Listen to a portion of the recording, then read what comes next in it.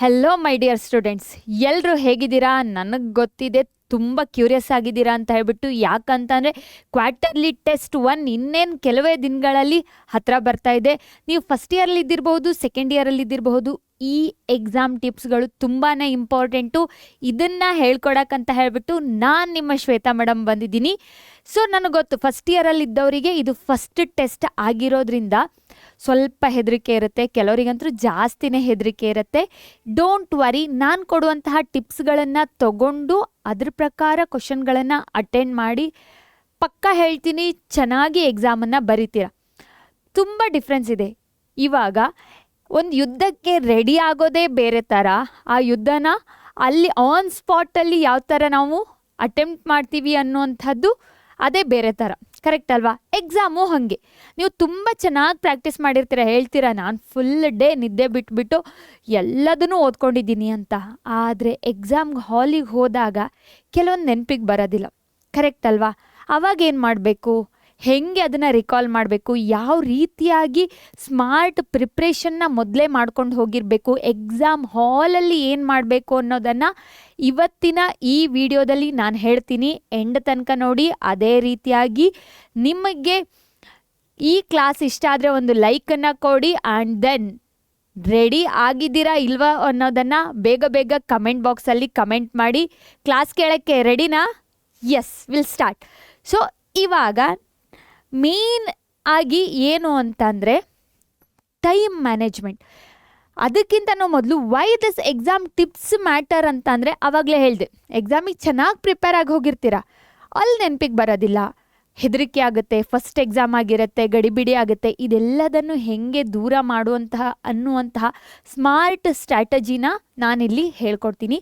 First one is time management. ಇದು ತುಂಬಾ important. ಯಾಕಂತ ಅಂದರೆ ನಿಮ್ಗೆ ಆನ್ಸರ್ ಗೊತ್ತು, ನನಗೆ ಈ ಆನ್ಸರ್ ಫಾರ್ ಎಕ್ಸಾಂಪಲ್ ಫಸ್ಟ್ ಇಯರಲ್ಲಿದ್ದರೆ ಕಾಸ್ x+y ಡಿರೈವೇಷನ್, ನಂಗೆ ಈ ಆನ್ಸರ್ ಫುಲ್ ಗೊತ್ತಿದೆ ಅಪ್ಪ ಅಂತ ಹೇಳ್ಬಿಟ್ಟು ಅದು ಒಂದೇ ಆನ್ಸರ್ಗೆ 1.5 ಗಂಟೆ ತೊಗೊಂಡು ಬರೆದ್ರೆ ನಡೆಯುತ್ತಾ ಮಕ್ಕಳೇ?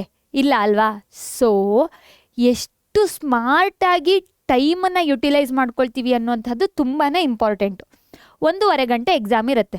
ಸೊ ಕರೆಕ್ಟ್ ತಾನೆ, 1.5 ಗಂಟೆ ಅಷ್ಟೇ ಎಕ್ಸಾಮ್ ಇರುವಂಥದ್ದು. ಅದರಲ್ಲಿ ನೀವು ಹೆಂಗೆ ಯುಟಿಲೈಸ್ ಮಾಡ್ಕೊಳ್ಬೇಕು ಅಂತ ಅಂದರೆ ಟೈಮನ್ನು ಡಿವೈಡ್ ಮಾಡ್ಕೋಬೇಕು. ನೀವು ಮೊದಲೇ ಅದನ್ನು ಲೆಕ್ಕ ಹಾಕ್ಕೊಂಡಿರಬೇಕು. ಹೆಂಗೆ ಅಂತಂದರೆ 1.5 ಗಂಟೆ ಎಷ್ಟು ಕ್ವಶನ್ಸು, 40 ಮಾರ್ಕ್ಸಿಗೆ ನೀವು ಎಕ್ಸಾಮನ್ನು ಬರೆಯುವಂಥದ್ದು. ಯಾವುದರಲ್ಲಿ? ಮ್ಯಾಥಮೆಟಿಕ್ಸಲ್ಲಿ. ಬೇರೆ ಸಬ್ಜೆಕ್ಟ್ಗಳಿಗೆ 35 ಮಾರ್ಕ್ಸಿಗೆ ಬರೀತೀರಾ. So don't worry all those things. 40 ಮಾರ್ಕ್ಸಿಗೆ ನೀವು ಇವಾಗ ಬರೀತಿರೋವಾಗ ಏನಾಗುತ್ತೆ ಅಂತಂದರೆ 40 ಮಾರ್ಕ್ಸ್ ಓಕೆನಾ, 1 ಮಾರ್ಕ್ಸಿಗೆ 1 ನಿಮಿಷ ಅಂತ ಇಟ್ಕೊಂಡ್ರು ಟೋಟಲ್ ಆಗಿ 40 ಮಿನಿಟ್ಸ್ ಆಯಿತು. 40 ನಿಮಿಷ ಆಯಿತು. 1 ಅವರಿಗೆ ಎಷ್ಟಾಯಿತು? ಟೋಟಲ್ ನಮ್ಮ ಹತ್ರ ಇರುವಂಥದ್ದು ಎಷ್ಟು? 90 ಮಿನಿಟ್ಸ್ ಕರೆಕ್ಟಾ? 90 ಮಿನಿಟ್ಸಲ್ಲಿ 1 ಡಬಲ್ ಮಾಡುವ 80 ಮಿನಿಟ್ಸ್ ಆಗುತ್ತೆ.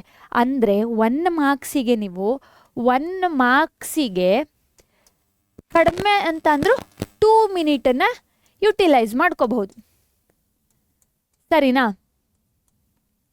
1 ಮಾರ್ಕ್ಸಿಗೆ 2 ಮಿನಿಟ್ಸನ್ನು ಯುಟಿಲೈಸ್ ಮಾಡ್ಕೋಬಹುದು. ಸೊ ಅದನ್ನಿವಾಗ ನಾವು ಹೆಂಗೆ ಯುಟಿಲೈಸ್ ಮಾಡ್ಕೊಳ್ಳೋದು ಅನ್ನೋದನ್ನು ನೋಡ್ಕೊಳ್ಳುವ.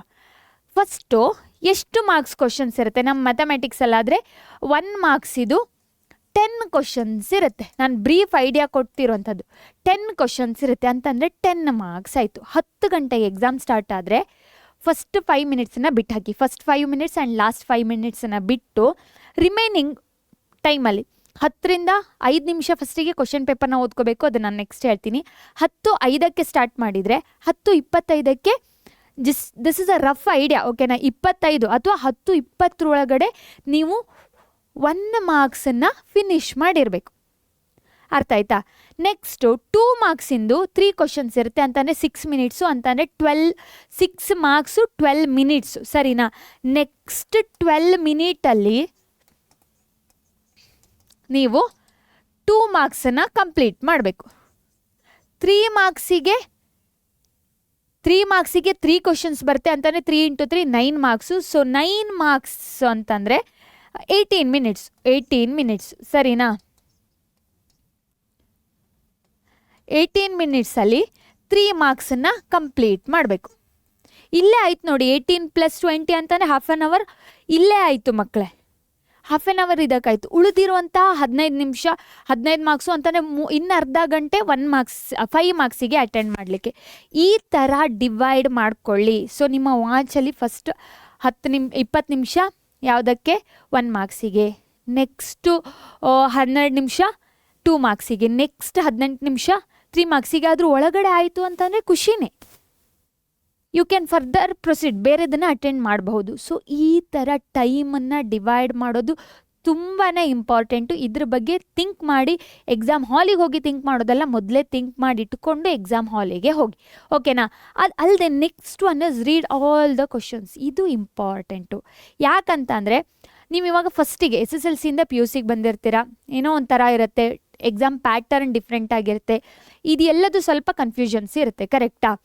ಇವಾಗ ನೀವೇನು ಮಾಡಬೇಕು ಅಂತಂದರೆ ಕ್ವಶನನ್ನು ಮೊದಲೇ ಓದ್ಕೋಬೇಕು. 5 ನಿಮಿಷ ಮೊದಲು ನಿಮ್ಮ ಕ್ವಶನ್ ಪೇಪರ್ನ ಕೊಟ್ಟಿರ್ತಾರೆ, ಕೊಟ್ಟು ಕೂಡಲೇ ನಾನು ಈ ಕ್ವಶನನ್ನು ಬರಿತೀನಿ, ನನಗೆ ಇದ್ರ ಬಗ್ಗೆ ರಫ್ ಐಡಿಯಾ ಗೊತ್ತಿದೆ ಅಂತ ಹೇಳಿಬಿಟ್ಟು ನೀವು ಯಾವ ಕ್ವಶನ್ನ ನಾನು ಬರೀತೀನಿ ಅನ್ನೋದನ್ನು ಮೊದಲೇ ಡಿಸೈಡ್ ಮಾಡಬೇಕು. ಎಕ್ಸಾಮ್ 2 ಮಾರ್ಕ್ಸಿನ ಮುಗಿಸಿ ಆಮೇಲೆ 3 ಮಾರ್ಕ್ಸಿಗೆ ಹೋಗಿ ಓಕೆ ನಾನು ಇದನ್ನು ಬರಿತೀನಿ ಅಂತ ಥಿಂಕ್ ಮಾಡೋದಲ್ಲ. ಈ ಕ್ವಶನ್ ಪೇಪರಲ್ಲಿರುವಂಥ ಯಾವುದೆಲ್ಲ ಕ್ವಶನ್ಗಳನ್ನು ನಾನು ಬರೀತೀನಿ ಅನ್ನುವಂಥದ್ದು ನೀವು ಮೊದಲೇ ಡಿಸೈಡ್ ಮಾಡಿರಬೇಕು. So that is also very important, ಆಯಿತಾ. Read all the questions, read every questions carefully, start with the easiest one. ಇದು ಯಾಕೆ ಅಂತ ಅಂದರೆ ಒಂದು ಸ್ವಲ್ಪ ಕಾನ್ಫಿಡೆನ್ಸ್ ನಿಮ್ಮಲ್ಲಿ ಬಿಲ್ಡ್ ಆಗುತ್ತೆ. ಈಸಿ ಕ್ವಶನಿಂದ ಸ್ಟಾರ್ಟ್ ಮಾಡಿದಾಗ ಓಕೆ ಇದನ್ನು ಬರದೆ ಆಯಿತು ನೆಮ್ಮದಿ, ನೆಕ್ಸ್ಟ್ ಇನ್ನೊಂದನ್ನು ಬರದೆ, ಆ ಥರ ನಿಮ್ಮಲ್ಲಿ ಏನಾಗುತ್ತೆ ಕಾನ್ಫಿಡೆನ್ಸ್ ಲೆವೆಲ್ ಜಾಸ್ತಿ ಆಗುತ್ತೆ. ನನ್ನ ಹತ್ರ ಕೇಳಿದರೆ 5 ಮಾರ್ಕ್ಸಿಂದನೇ ಸ್ಟಾರ್ಟ್ ಮಾಡಿ, 1 ಮಾರ್ಕ್ಸ್ ಆದಮೇಲೆ ಡೈರೆಕ್ಟಾಗಿ 5 ಮಾರ್ಕ್ಸನ್ನು ಬರೀರಿ, ಆಮೇಲೆ 3, ಆಮೇಲೆ 2 ಮಾರ್ಕ್ಸನ್ನು ಬರೀರಿ. ಯಾಕಂತಂದರೆ 2 ಮತ್ತು 3 ಮಾರ್ಕ್ಸ್ಗಳಲ್ಲಿ ಸ್ಟಕ್ ಆಗೋದು ಸ್ವಲ್ಪ ಜಾಸ್ತಿ ಇರುತ್ತೆ. ಸೊ 5 ಮಾರ್ಕ್ಸನ್ನು ಬರೆದ್ರೆ ಸ್ವಲ್ಪ ಕಾನ್ಫಿಡೆನ್ಸ್ ಜಾಸ್ತಿ ಆಗುತ್ತೆ, ಅದಕ್ಕೋಸ್ಕರ. Next one is right the extra question. ನನಗೆ ಗೊತ್ತಿರೋದೇ ಜಾಸ್ತಿ, ನಾನು ಬರ್ದಿರೋದೆಲ್ಲ ಕರೆಕ್ಟು, ನಾನೇ ಎಲ್ಲದು ನನ್ನಿಂದನೇ ಎಲ್ಲ, ನನ್ನ ಆನ್ಸರ್ ಶೀಟಲ್ಲಿರುವಂಥ ಆನ್ಸರ್ಗಳೆಲ್ಲ ಕರೆಕ್ಟು ಅನ್ನುವಂತಹ ಭ್ರಮೆಯಲ್ಲಿ ಇರಬೇಡಿ. ಯಾಕಂತಂದರೆ ನೀವು ಬರ್ದಿರೋದ್ರಲ್ಲಿ ಒಂದು ಸಿಂಗಲ್ ಪಾಸಿಟಿವ್ ಇದ್ದಲ್ಲಿ ನೆಗೆಟಿವ್, ನೆಗೆಟಿವ್ ಇದ್ದಲ್ಲಿ ಪಾಸಿಟಿವ್, ಒಂದು ಸೈನ್ ಚೇಂಜ್ ಆದರೂ ಎಂಟೈರ್ ಸೊಲ್ಯೂಷನ್ ರಾಂಗ್ ಆಗುತ್ತೆ. ಅರ್ಥ ಆಯ್ತಾ. ಅದಕ್ಕೋಸ್ಕರ ಹೆಂಗೂ ಎಲ್ಲದರಲ್ಲೂ 2 ಆಪ್ಷನ್ ಕೊಟ್ಟಿರ್ತಾರೆ, 2 ಮಾರ್ಕ್ಸು 3 ಮಾರ್ಕ್ಸು 5 ಮಾರ್ಕ್ಸು, ಕೆಲವು ಕಡೆ 3 ಆಪ್ಷನ್ಸನ್ನು ಕೊಡ್ತಾರೆ. ಅಂಥ ಮೂಮೆಂಟಲ್ಲಿ ಏನು ಮಾಡಬೇಕು, ಎಕ್ಸ್ಟ್ರಾ ಕ್ವಶನ್ನ ಅಟೆಂಡ್ ಮಾಡಬೇಕು. ಮಿನಿಮಮ್ ಒಂದಾದರೂ ಎಕ್ಸ್ಟ್ರಾ ಕ್ವಶನ್ನ ಬರೀರಿ. ಯಾವ್ದು ಕರೆಕ್ಟ್ ಇರುತ್ತೆ ಅದನ್ನು ಕನ್ಸಿಡರ್ ಮಾಡ್ತಾರೆ. ನಾನು ಫಸ್ಟ್ ಬರ್ದಿದ್ದನ್ನೇ ಕನ್ಸಿಡರ್ ಮಾಡ್ತಾರೆ ಆ ಥರ ಎಲ್ಲ ಏನೂ ಇಲ್ಲ, ಯಾವುದು ಕರೆಕ್ಟ್ ಇದೆ ಅದನ್ನು ಕನ್ಸಿಡರ್ ಮಾಡ್ತಾರೆ, ಓಕೆನಾ. Next one is don't learn new topic in the beginning. ಇದು ಹೆಂಗೆ ಗೊತ್ತಾ, ಎಕ್ಸಾಮ್ ಹಾಲಿಗೆ ಹೋಗ್ತಾ ಇರ್ತೀರಾ, ನಿಮ್ಮ ಫ್ರೆಂಡ್ ಬರ್ತಾನೆ, ನಾನು ಈ ಟಾಪಿಕನ್ನು ಓದಿದ್ದೀನಿ ಅಂತಾನೆ, ನಿಮಗೆ ಟೆನ್ಷನ್ ಸ್ಟಾರ್ಟ್ ಆಗುತ್ತೆ, ಅಯ್ಯೋ ನಾನು ಇದನ್ನು ಓದಲೇ ಇಲ್ಲ ಅಂತ ಹೇಳ್ಬಿಟ್ಟು ಆ ಮೂಮೆಂಟಲ್ಲಿ ಟೆಕ್ಸ್ಟ್ ಬುಕ್ಕನ್ನು ಅಥವಾ ನೋಟ್ಸನ್ನು ಓಪನ್ ಮಾಡಿಬಿಟ್ಟು ಓದೋಕ್ಕೆ ಸ್ಟಾರ್ಟ್ ಮಾಡ್ತೀರಾ. ಇಲ್ಲ, ಎಕ್ಸಾಮ್ ಹಾಲಿಗೆ ಹೋಗೋಕ್ಕಿಂತ 15 ನಿಮಿಷ ಮೊದಲು ಏನು ಮಾಡಬೇಕು, ಬುಕ್ಕನ್ನು ಮುಚ್ಚಿಟ್ಬೇಕು. ನನಗೆ ಕರೆಕ್ಟಾಗಿ ನೆನಪಿದೆ, ಎಕ್ಸಾಮ್ ಹಾಲಿಗೆ ನಾವು ಪೇಪರ್ ತೊಗೊಂಡೋದ್ರು ಮಕ್ಕಳು ಬರೋದಿಲ್ಲ, ಮಕ್ಕಳೇ ಬನ್ನಿ ಬನ್ನಿ ಬನ್ನಿ ಅಂತ ಹೇಳ್ಬಿಟ್ಟು ಕರಿಬೇಕಾಗ್ತಿತ್ತು. ಸೊ ಅಂಥದ್ದನ್ನೆಲ್ಲ ಮಾಡಬೇಡಿ. 15 ನಿಮಿಷ ಮೊದಲೇ ಬುಕ್ಕನ್ನು ಕ್ಲೋಸ್ ಮಾಡಿಬಿಟ್ಟು ಓಕೆ ನನಗೆಲ್ಲ ಗೊತ್ತಿದೆ ಅಂತ ಹೇಳ್ಬಿಟ್ಟು ನಿಮಗೆ ನೀವೇ ಅಪ್ರಿಷಿಯೇಟ್ ಮಾಡಿಕೊಂಡು okay I am ready to write everything ಅಂತ ಹೇಳ್ಬಿಟ್ಟು ಕಾನ್ಫಿಡೆಂಟಲ್ಲಿ ಎಕ್ಸಾಮ್ ಹಾಲಿಗೆ ಹೋಗಿ ಮಕ್ಕಳೇ, ಪಕ್ಕ ಚೆನ್ನಾಗಿ ಬರಿತೀರಾ. ಅದನ್ನು ಬಿಟ್ಕೊಂಡು ಲಾಸ್ಟ್ ಮೂಮೆಂಟ್ ಅಯ್ಯೋ ನಂಗೆ ಇದು ಗೊತ್ತೇ ಇಲ್ಲ ಎಂತ ಮಾಡೋದು ಅಂತ ಟೆನ್ಷನಲ್ಲಿ ಎಕ್ಸಾಮ್ ಹಾಲಿಗೆ ಹೋದರೆ ಓದಿರೋದು ಅಷ್ಟು ನೆನಪಿಗೆ ಹೋಗುತ್ತೆ. So this is very important. ಅದಕ್ಕೋಸ್ಕರ ಹೇಳ್ತಿದ್ದೀನಿ, ಈ ವಿಡಿಯೋನ ಆದಷ್ಟು ನಿಮ್ಮ ಫ್ರೆಂಡ್ಸಿಗೂ ಎಲ್ಲ ಶೇರ್ ಮಾಡಿ, ಅವರಿಗೂ ಸಹ ಯುಟಿಲೈಸ್ ಆಗಲಿ. ಕ್ಲಾಸ್ ಇಷ್ಟ ಆದರೆ ಒಂದು ಲೈಕನ್ನು ಕೊಡಿ, ಓಕೆನಾ. Next cross check the answer. ಇದು ಲಾಸ್ಟ್ ಪಾರ್ಟ್. ಯಾಕೆ ಅಂತಂದರೆ ನಾವು ಕ್ವಶನ್ ನಂಬರ್ನ ಕರೆಕ್ಟಾಗಿ ಹಾಕಿರಬೇಕು. ಬರ್ದಿರೋಂಥ ಆನ್ಸರ್ಗಳು ಏನೋ ಒಂದು ಟೈಮ್ ಆಗ್ತಿದೆ, ಗಡಿಬಿಡಿಯಲ್ಲೆಲ್ಲ ಆನ್ಸರ್ನ ಬರಿತಾ ಹೋಗ್ತೀರಾ, ಕ್ರಾಸ್ ಚೆಕ್ ಮಾಡಿರೋದಿಲ್ಲ, ಯಾವುದೋ ಒಂದು ಸಿಂಬಲ್ ಕರೆಕ್ಟ್ ಹಾಕಿರೋದಿಲ್ಲ ಅಥವಾ ನೊಟೇಷನ್ನ ಕರೆಕ್ಟ್ ಹಾಕಿರೋದಿಲ್ಲ. ಲಾಸ್ಟ್ ಮಿನಿಮಮ್ 10 ಮಿನಿಟ್ಸ್ ಆದರೂ ಸ್ಪೆಂಡ್ ಮಾಡಬೇಕು. ಹಾಗೂ ಟೈಮ್ ಸಿಗಲಿಲ್ಲ ಅಂತ ಅಂದರೆ ಲಾಸ್ಟ್ 5 ಮಿನಿಟ್ಸ್ ಅಂತರೂ ಆನ್ಸರ್ನ ಕ್ರಾಸ್ ಚೆಕ್ ಮಾಡಿ. ಕ್ವಶನ್ ನಂಬರ್ ಕರೆಕ್ಟ್ ಇರಬೇಕು. ಕ್ವಶನ್ಗಳನ್ನು ಕೆಲವ್ರು ಬರ್ದಿದ್ದೀನಿ ಅಂತ ಅಂದ್ಕೊಳ್ತಾರೆ, 3 ಮಾರ್ಕ್ಸಲ್ಲಿ 2ನೇ ಬರ್ದಿರ್ತಾರೆ, ಇನ್ನೊಂದನ್ನು ಬರ್ದಿರೋದಿಲ್ಲ. ಇಂಥದ್ದೆಲ್ಲ ಮಿಸ್ಟೇಕ್ಗಳನ್ನು ಮಾಡಿರ್ತಾರೆ. ಸೊ ಆನ್ಸರ್ನ ಕ್ರಾಸ್ ಚೆಕ್ ಮಾಡಿ ಮಕ್ಕಳೇ. So it is also very important. So final message is nothing but success is equal to preparation plus smart thinking. ಓಕೆನಾ? Smart exam writing. ಯಾಕಂತಂದರೆ ನೀವು ಪ್ರಿಪೇರ್ ಆಗ್ತೀರಿ ಅನ್ನೋಂಥದ್ದು ಯಾರಿಗೂ ಗೊತ್ತಿಲ್ಲ. ನಾನು ಪ್ರಿಪೇರ್ ಆಗಿದ್ದೀನಿ ಅಂತ ಎಲ್ರಿಗೂ ಗೊತ್ತಾಗೋದು ಹೇಗೆ? ಎಕ್ಸಾಮಲ್ಲಿ ಕರೆಕ್ಟಾಗಿ ಬರೆದಾಗ. ಅದಕ್ಕೆ ನಿಮಗೆ ಸ್ಮಾರ್ಟ್ ಪ್ರಿಪ್ರೇಷನ್ ಬೇಕಾಗತ್ತೆ, ಸ್ಮಾರ್ಟಾಗಿ ರೈಟಿಂಗ್ ಮಾಡುವಂಥದ್ದು ಬೇಕಾಗತ್ತೆ. ಇದು ಎಲ್ಲದಕ್ಕೂ ಈ ಪಾಯಿಂಟ್ಗಳು ತುಂಬಾ ಇಂಪಾರ್ಟೆಂಟ್ ಆಗಿರುತ್ತೆ. Yes ma'am, I will apply ಅಂತ ಹೇಳ್ಬಿಟ್ಟು ಒಂದು ಕಮೆಂಟ್ ಮಾಡಿ. ಇದೇ ರೀತಿಯಾದಂತಹ ಇನ್ನೂ ಜಾಸ್ತಿ ಎಲ್ಲ ಟ್ರಿಕ್ಸ್ ಹಾಗೂ ಟಿಪ್ಸ್ಗಳನ್ನು ನಮ್ಮ ವಿಜೇತ ಹಾಗೂ ಆರಂಭ ಬ್ಯಾಚ್ಗಳಲ್ಲಿ ನಾವು ಕೊಡ್ತಾ ಇರ್ತೀವಿ. ನಿಮ್ಮನ್ನು ಒಳ್ಳೆ ದಡ ಸೇರಿಸುವಂಥದ್ದು ನಮ್ಮ ಕೆಲಸ ಆಗಿರುತ್ತೆ. ಒಳ್ಳೆ ರೀತಿಯಲ್ಲಿ ಸ್ಕೋರ್ ಮಾಡಿಸಿ ನಿಮ್ಮನ್ನು ಒಳ್ಳೆ ರ್ಯಾಂಕ್ ಪಡಿಸೋದು ನೀಟ್ ಆರಲ್ಸ್ KCETಯಲ್ಲಿ ನಮ್ಮ ಕೆಲಸ ಆಗಿರುತ್ತೆ. ಅದಕ್ಕೋಸ್ಕರ ನೀವೇನು ಮಾಡಬೇಕು, ಮರೀದೆ ಇವತ್ತೇ ನಮ್ಮ Vijetha for second PUC, Arambha for first PUC ಬ್ಯಾಚ್ಗಳಿಗೆ ಜಾಯ್ನ್ ಆಗಿ. ಇದರ ಲಿಂಕು ನಮ್ಮ ಡಿಸ್ಕ್ರಿಪ್ಷನ್ ಬಾಕ್ಸಲ್ಲಿದೆ. ಮರೀದೆ ಜಾಯ್ನ್ ಆಗಿ ಬ್ರೈಟ್ ಫ್ಯೂಚರ್ನ ಕಂಡುಕೊಳ್ಳಿ. So we will meet in the next class. Till there take care. Bye.